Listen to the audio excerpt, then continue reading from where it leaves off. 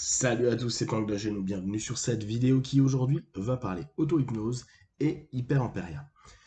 Peut-être que la plupart d'entre vous, quand vous avez appris l'auto-hypnose, vous avez commencé classiquement à avoir un système qui nous emmène en profondeur, qui nous emmène de plus en plus en nous, avec une sémantique souvent qui est de plus en plus profond et de plus en plus relâché et relaxé.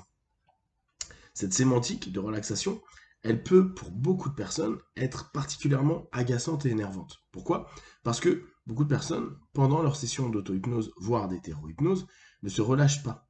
On n'est pas en train de faire de la sophrologie. Même si, à certains moments, on aime cette notion de détente, il faut comprendre qu'on souhaite exploiter de la détente pour obtenir une focalisation plus importante sur les suggestions qui vont être proposées par l'opérateur. Néanmoins, ce n'est pas une nécessité. Et vous pouvez bloquer beaucoup de personnes avec cette sémantique. Détends-toi, relâche-toi.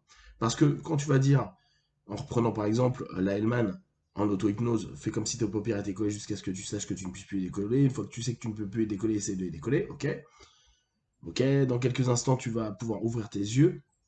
Et à chaque fois que tu vas les refermer, tu feras comme si tu doublais ton état de relaxation. Inspire, ouvre les yeux, expire, ferme les yeux. Se doubler cet état de relaxation, pour certaines personnes, ça n'a aucun sens. Doubler, on ne sait pas trop ce que ça veut dire. La relaxation, ça se trouve, on la perçoit pas. Et l'état dans lequel on est nous est suffisamment OK pour qu'on l'accepte. Donc, il y a des mismatchs qui se font.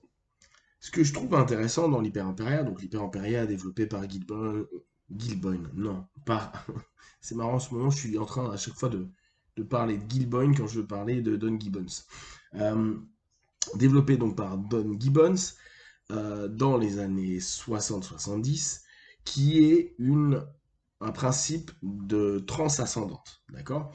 Autant en hypnose, on approfondit et on cherche de la relaxation, autant en hyper-impéria, l'idée est tout le temps d'aller vers une ascension avec une ouverture potentielle à soi, à des sensations, parfois une hyperconscience. Il y a plein de façons de le faire. Après, c'est vous et votre imaginaire, vous et vos besoins qui vont pouvoir l'exploiter. Ce qui est cool dans le travail de l'hyper-impéria, c'est que assez souvent, quand je le propose en cabinet, donc pas forcément dans un cadre d'auto-hypnose mais d'hétéro-hypnose, j'utilise pas le mot détendre, mais je dis ouverture ou légèreté, voire les deux. Cette notion d'ouverture, elle peut même physiquement être ressentie. C'est-à-dire que on peut commencer notre session d'auto-hypnose en étant un petit peu fermé et se dire à mesure que je m'élève, j'ouvre complètement mon corps, ma poitrine, toute toute ma posture va changer, va s'ouvrir de plus en plus. On peut également travailler avec des prétests et à mesure qu'on s'élève, ouvrir de plus en plus, s'ouvrir de plus en plus à soi-même. La notion d'ouverture à soi ou d'ouverture à de la conscience, d'ouverture à des réponses, d'ouverture à un mieux-être, etc., peut énormément apaiser des personnes qui sont justement dans cette recherche à se dire, bah moi je veux être dans un état qui me permet de créer des suggestions et d'aller mieux ultérieurement. Or, jusqu'à présent, à chaque fois que je devais descendre, j'avais l'impression de ne plus être conscient. Je sortais une ou deux suggestions, ce qu'on fait assez souvent dans les basiques de l'auto-hypnose. On a une suggestion, on descend dans notre transe, on se répète plusieurs fois la suggestion, on émerge. Et parfois, quand on veut rester un peu plus longtemps, on déconnecte. Et la déconnexion, c'est pas forcément ce que l'on veut, surtout si on fait un travail sur nous, en question-réponse par exemple. Alors que dans l'hyper-impéria, vu que la sémantique, l'orientation de nos autosuggestions sont basées sur une chose très simple, qui est de s'ouvrir, d'être plus conscient, d'être plus ouvert à soi, eh bien, euh, on va constamment être dans une hyper capacité à savoir, ressentir et percevoir, avoir davantage de retours positifs par rapport à nos questionnements, et assez rarement se faire embarquer dans une transe qui se déséquilibre trop et qui pourrait nous emmener à ne plus vraiment savoir ce qu'on a fait de notre session. Donc, j'invite moi beaucoup de personnes à expérimenter l'hyper-impéria. L'hyper-impéria, donc très simple, vous commencez à un état classique, vous fermez ou pas vos yeux, et vous allez dans une notion d'élévation, d'accord? Il y a un moyen assez sympa de le faire aussi. Vous pouvez ouvrir vos yeux et vouloir regarder le point qu'il y a ici, d'accord? Au niveau du front. Alors ça fait un peu bizarre si les gens vous regardent, hein, mais vous êtes vous avec vous-même, et vous commencez comme ça. Quand vous en avez un peu marre de regarder, c'est une fatigue oculaire classique d'hypnose, hein, vous fermez vos yeux et vous continuez une sémantique très simple de je m'élève de plus en plus, je suis au sommet de mon crâne, je suis au sommet je suis au niveau de mon plafond, je suis au-delà de mon bâtiment, je suis au-delà de l'arbre à côté, je vois la ville et je laisse simplement une expansion de ma conscience. J'éveille, j'ouvre, j'allège ma conscience, je m'éveille à moi et à tout ce qui peut m'aider. Orienter constamment dans cette élévation, cette ouverture à votre conscience et à la conscience, le subconscient, à un moment donné, pour avoir vos réponses, ouvrez-vous. Je vous rappelle, la transe est la communication entre le conscient et le subconscient. Plus vous serez éveillé à cette communication, plus vous allez être prêt à accepter les symboles, c'est-à-dire les images, peut-être les mots, peut-être des choses qui vont vous venir en tête à ce moment-là, même qui vous semblent absurdes. Mais comme vous allez être beaucoup plus éveillé, vous allez pouvoir les prendre en compte et vous dire, ok, là, mon subconscient est en train de me donner une info.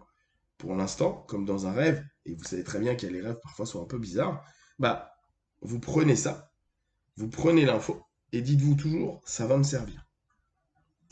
C'est juste l'expression du subconscient qui parfois, même assez souvent, est pas hyper claire, n'a pas forcément le sens et la logique que nous, on recherche avec le conscient. Donc, une symbolique ou un moment, une image ou une scène qui nous revient, qui n'est pas vraiment une scène qu'on a vécue, mais qui est un peu bizarre, prenez-la comme une super info, une info par rapport à votre problématique. Rappelez-vous également, quand vous partez sur un travail d'auto-hypnose, vous avez toujours un objectif. Moi, je continue sur le principe précis, réaliste, écologique, mesurable. Bien sûr, vous avez peut-être votre façon de faire. À partir du moment où vous acceptez que les infos, les sensations, les émotions, les perceptions que vous allez avoir à mesure que vous vous éveillez à vous-même, que vous vous élevez à vous-même, que vous vous allégez avec vous-même et que vous ouvrez avec vous-même, sont des éléments clés, ou en tout cas qui vont être utiles pour vous, vous allez vous rendre compte que souvent à l'inverse de ce qui peut se passer en auto-hypnose vers le bas, vous allez jongler et jouer avec ces symboles et pas vous dissocier trop. Ce qui parfois fait qu'on laisse l'idée partir et on va de plus en plus dans cette détente, dans cette profondeur où on n'arrive plus forcément à gérer ce qui se passe dans nos têtes. Là, l'hyperampéria, à mes yeux, a un vrai plus en auto-hypnose parce que la difficulté de l'auto-hypnose, c'est qu'on n'est pas accompagné, que parfois on peut aller dans tous les sens, et dès lors on part sur une idée, et au milieu de notre transe, on ne sait même plus ce qu'on est en train de faire, alors que l'hyperampéria, vu qu'on est dans une ouverture de conscience à soi-même, une ouverture d'écoute à soi-même, en gros, c'est une espèce de transe méga ouverte à la communication, et à l'accueil de cette communication, eh bien, on va avoir bien plus de facilité à accepter tout ce qui est en train de se passer, et vu qu'on est justement dans cette hyper ouverture et vous allez vous rendre compte, hein, c'est vraiment quelque chose, vous faites exprès d'ouvrir à fond, d'être hyper sensible à tout ce qui est en train de se passer, parce que justement, ça va vous donner plein d'infos et ça va vous éviter le pen funnel, l'entonnoir qu'on a en vision hypnose vers le bas, et ça va vous apporter des feedbacks qui, à mes yeux, sont très intéressants. Un petit rappel, Don Gibbons, quand il avait fait ses tests en labo, puis après, bien sûr, en clinique, il a prouvé qu'on arrivait à avoir les mêmes feedbacks que au niveau des trans qui descendent. Alors, je ne sais plus exactement, je ne sais plus si c'est sur la douleur ou pas, ou les retours étaient un peu moins bons, mais globalement, il disait quasiment tous les phénomènes hypnotiques de la transe vers le bas, on peut les avoir en hyperampéria. En plus, avec cette idée d'ouverture, donc de conscience plus ouverte à soi-même, qui peut vraiment aider dans la compréhension de ce qui est en train d'être vécu à un moment T. Voilà, si vous avez des questions et des remarques, partagez sur Facebook, YouTube. J'y répondrai le plus rapidement possible, comme d'habitude, de tout ce que je propose. Ne prenez que ce qui est bon et juste pour vous tester, observer, analyser et conclure. Be one, ciao.